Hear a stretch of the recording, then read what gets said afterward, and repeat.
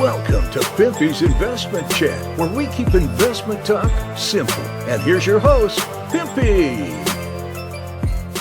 What is going on out there, peeps? All right, let's get back to Iraq because there's a lot happening. I haven't talked about them in a few days, but some interesting things have developed over there.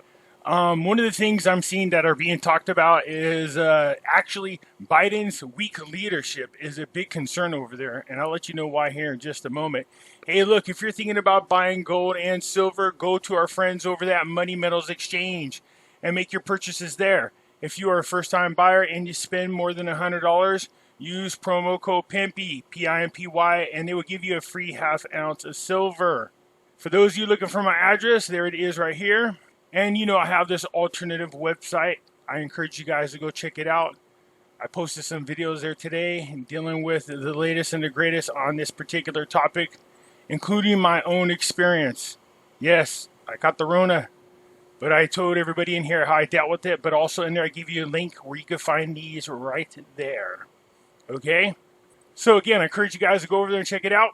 The link will be down below in the description. Oh, yeah, that pile looks nice. All right, let's get into this. Okay, when I was talking about in the beginning about weak leadership, as you're probably aware, our military was supposed to be leaving in December. That has been prolonged. That's because the fear of not just ISIS now coming over and taking over Iraq, but the threat of the Taliban happening. That's how strong the Taliban has gotten over in that region. It appears like they came out of nowhere, and now they're this strong force. Again, I've heard other reporters say they looked a lot more trained. They looked a lot more organized. That's for sure. That's not good for that region. It's going to embolden, I think, a lot of other terrorist groups to start uniting with them or combining with them, or at least embolden them to be a lot more aggressive. Our military is going to be staying there a little bit longer than we had anticipated, just to make sure that nothing happens to Iraq and their people there. Whether that's good or not, here's the sad part. The article that I was reading earlier went on to say that because of Biden's weak and poor leadership, that really in that whole area, the United States has lost any type of real influence with these countries. At least while Biden is there.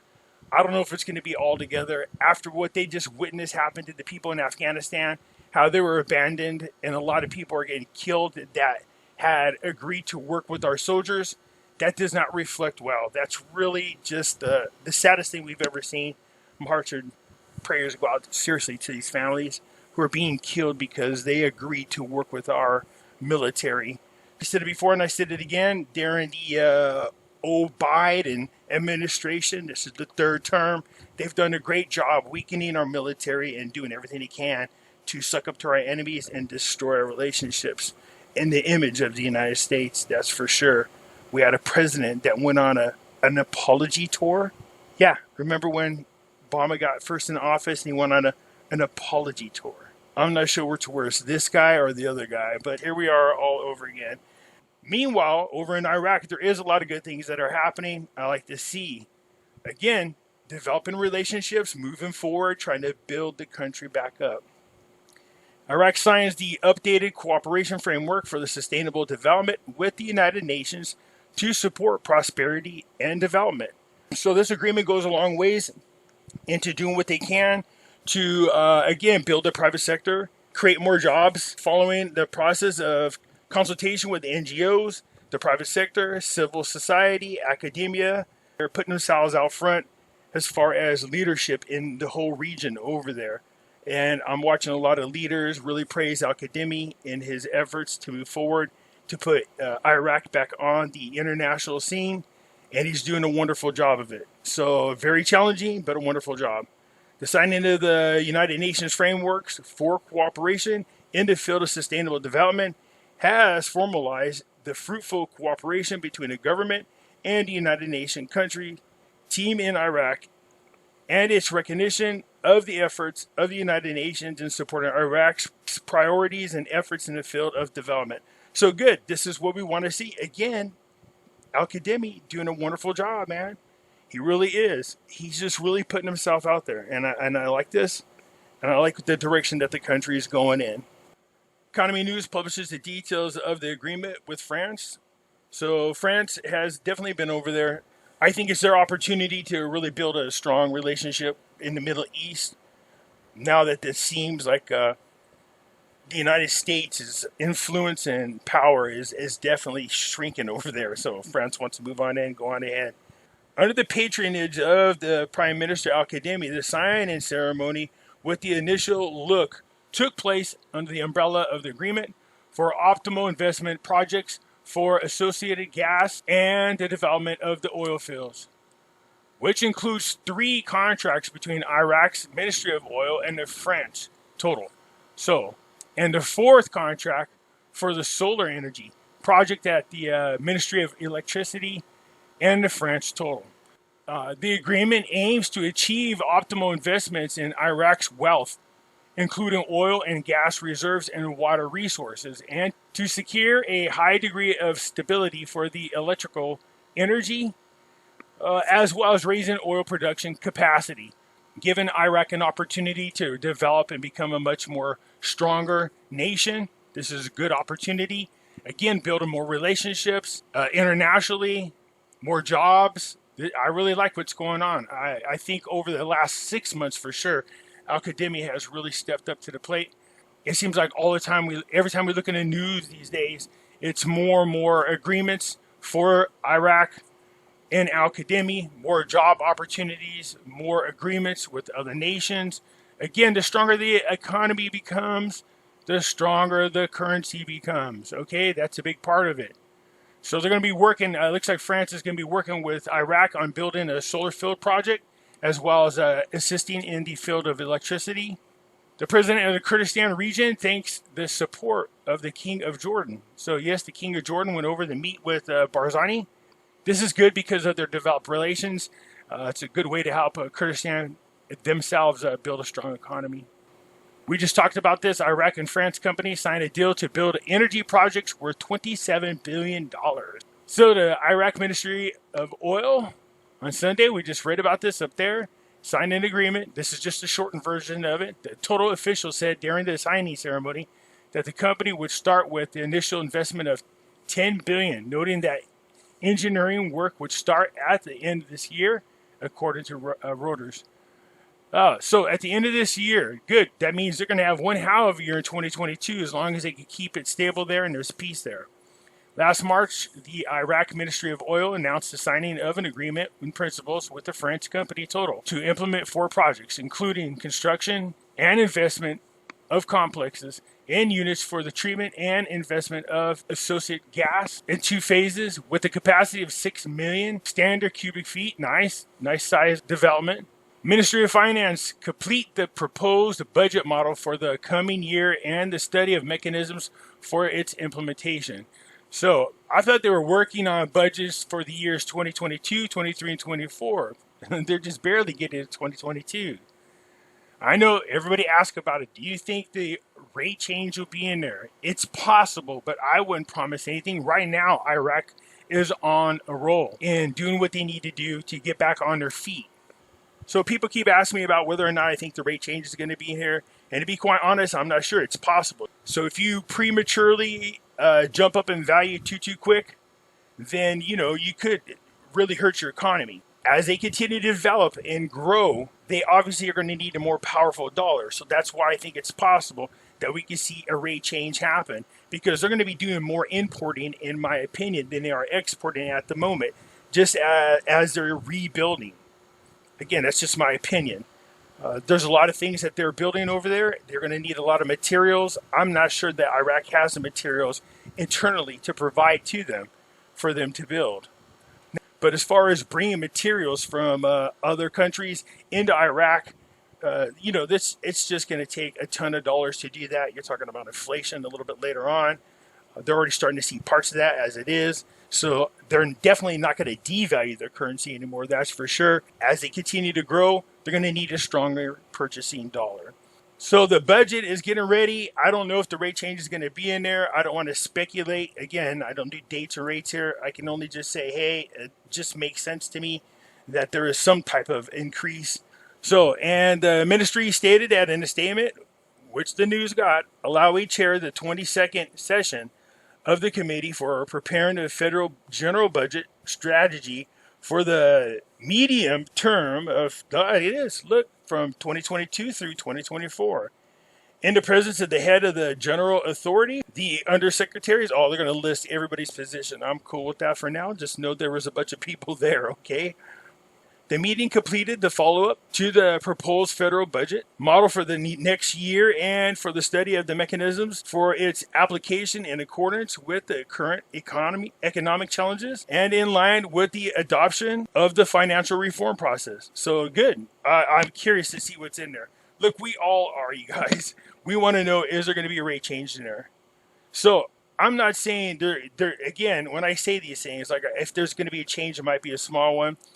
That doesn't mean the possibility of them coming out and going, oh, an RI or an RV is not there. That's always possible. The thing is, you just never know. They're not going to announce it, like give you a warning. They're just going to announce it when they do it. So when we sit around and going, oh, they're going to do the rate change, it's going to be the budget. Well, you're not going to get any kind of real hint of that. They're just not going to let people know ahead of time. And the reason for that is if they kind of let you know there's going to be an increase in value of the dinar against the US dollar, then what happens? People buy more Iraqi dinars when it's cheaper, right? Right. So they can benefit from it. They're not going to tell you. They're just going to do it. We know they're having a pretty good year so far.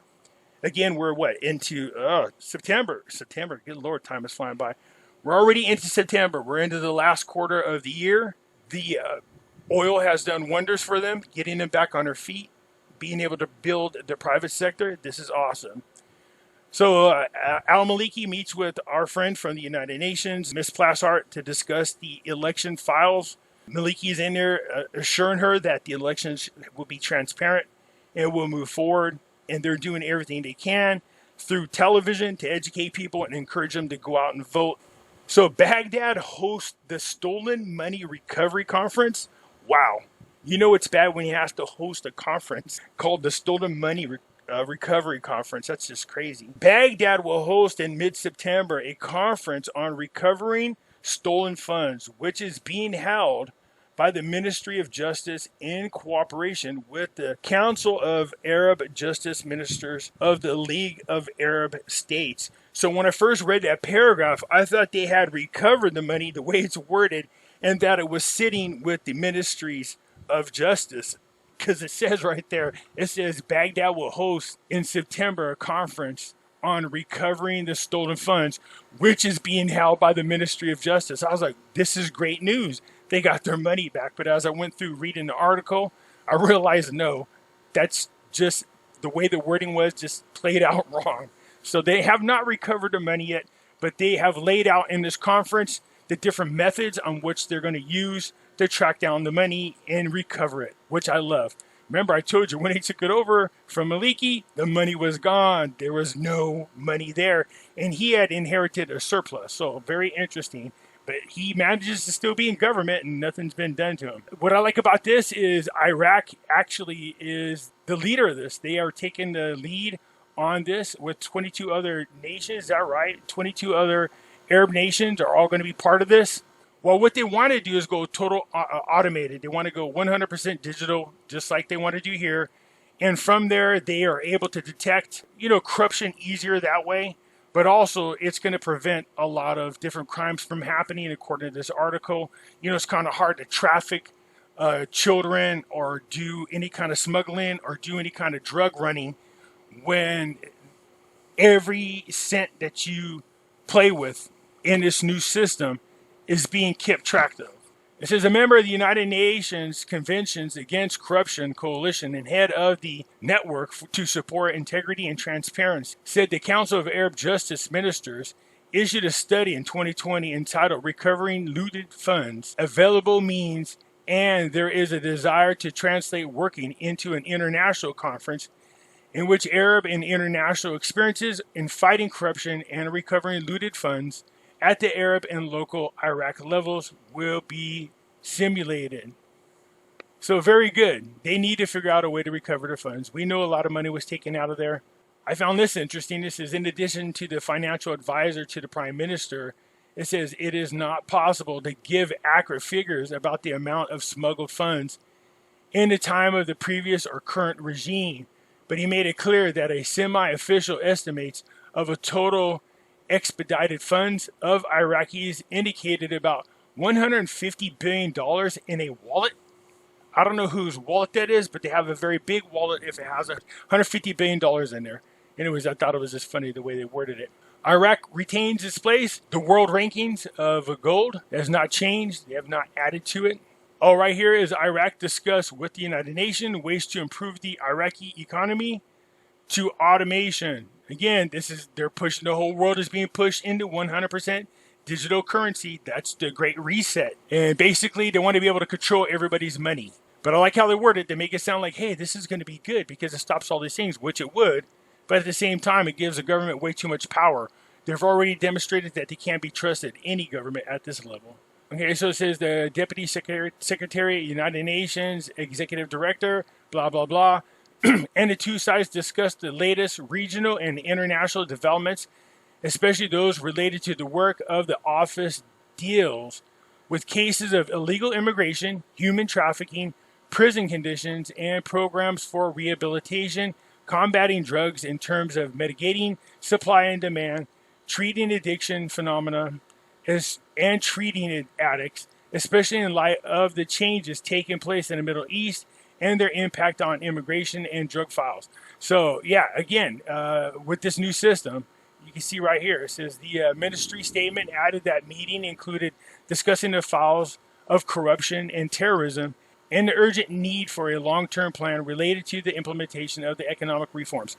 That's what we're starting to see now is going to be their marketing strategy to convince everybody that we should go into 100% digital currency, is that, crimes would greatly be reduced, drugs would be harder to get, crimes would be harder to commit because they'll be able to track every cent that we use.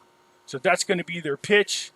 They're just going to make money outlawed is what they're going to do. That's why you need gold and silver and something outside of the system. So the American Institute talks about Al-Qadimi's 3 goals from Baghdad summit: 0 enemies and containing Iran. So in here's a good report. It talks about they're going to pump up the accomplishments of Al-Qadimi since he's been in office, but he does have his own goals that he is setting in here. Also to rebuild and strengthen the economy, and he's already well on his way. It says that the goal of the unique gathering of the heads of states and representatives of Iraq's neighbors, in addition to showing support for Iraq in the face of political, security, and economic challenges, is to acknowledge the efforts of Al-Qadimi's government in promoting regional dialogue. So this is a part of the whole article that was really sad to read, because this goes right on what I was talking about. This current administration definitely has done a lot to really damage the image of the United States.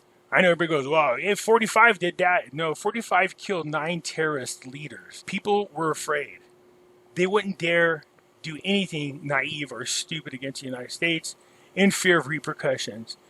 Trump has demonstrated several times that he has no problem with pulling triggers when he needs to. It wasn't just talk. But here you can see right here, it says American retreat. After referring to the decline of the American role and the progress of Iran and Turkey to fill the vacuum created, Carnegie made it clear that the summit was an embodiment of this American decline in the region and the need for a new institutional structure that reflects the relations of emerging regional power, in which there are 2 seats at the table for Iran as well as Turkey. The Institute pointed out that this could be the beginning of the search for a new framework for concepts regionally that overcome the previous divisions defined by terms such as sectarianism, the Sunnis versus the Shiites, ideology, geostrategic, pro-Western versus anti-Western. As for Al-Qadimi's second goal, is to contain Iran, according to Carnegie, who explained that given Iran's influence through the network of local allied forces and paramilitary forces that are unparalleled by any other regional power, Al-Qadimi is looking for a way to curb their influence. The Institute explained that such hostility would not only destabilize Al-Qadimi's government, but may also dissipate any hopes he may have to remain in his position after the upcoming parliamentary election. So he definitely doesn't want to rock the boat with Iran, but he's trying to find a way to include them and then work with them. Iraq and Saudi Arabia affirmed the development of cooperation in the field of combating terrorism and controlling the borders. We know they opened up one of the biggest borders, but again, they have to keep an eye out and be very diligent when it comes to keeping eyes on these terrorist groups. If Taliban took over Afghanistan so easily against an army of 300,000, it's now they have a lot of modernized equipment, and a lot of that equipment that was left behind by Biden's administration is now showing up, by the way, in Iran, which is not good. The Prime Minister, Al-Kadhimi, along with a group of other people, stressed the development of the cooperation in the field of combating terrorism and controlling the border. This came during Al-Kadhimi's reception of the Saudi minister in the capital, according to the statement received by the news. During the meeting, according to the statement, they discussed security between the two nations and the importance of developing it in various security fields, especially in the field of combating terrorism, controlling borders between the two countries, as well as exchanging security expertise and everything that would contribute to achieving the security and stability of the two countries. OPEC sets Iraq's oil production at 44,000 for next month. So again, the way these headlines read, I thought they were going to be reducing Iraq's oil production down to 440,000 barrels per day is what I thought they were doing. And when you read this headlines here, it makes it sound like they're reducing it down to 44,000 is what it looks like. No, that's not what's happening. So what they're doing is they're increasing the amount of oil production that Iraq is doing per month by 44,000. This is good. This is more income for Iraq. They already look like they're well on their way for a surplus this year. This will just even add to it more. They produce right now 4.149 million barrels per day. So they're going to increase it another 44,000 barrels. Okay, so anyways, the production quota for Iraq for the month of October is 4.149 million barrels. So this is an increase of 44,000 and 88,000 altogether if you add in last August. So since the production of both Saudi Arabia and Russia was set at just over 9.8 million barrels per day. This is really a great opportunity. I really think we're in a great position, you guys. Seriously, if we could just be a little bit more patient. A lot of people have been waiting a long time. I get it. But right now we're seeing a lot of progress with Iraq like never before. Corruption has been dwindled down. We have a very transparent government there. Al-Kadhimi seems to be well on his way of putting Iraq out there internationally, building relations with people, keeping the country stable. That's a lot on his plate, and he seems to be handling it just fine. Again, once they've rebuilt their economy and it starts to get stronger, the currency will itself become stronger and will increase in value. Anyways, that's it, you guys. I do appreciate you guys tuning in. Please hit the thumbs up button. If you're not a subscriber, please do so, because when you do, it helps out the channel, and I surely do appreciate it. And I'll catch you later. I'm out.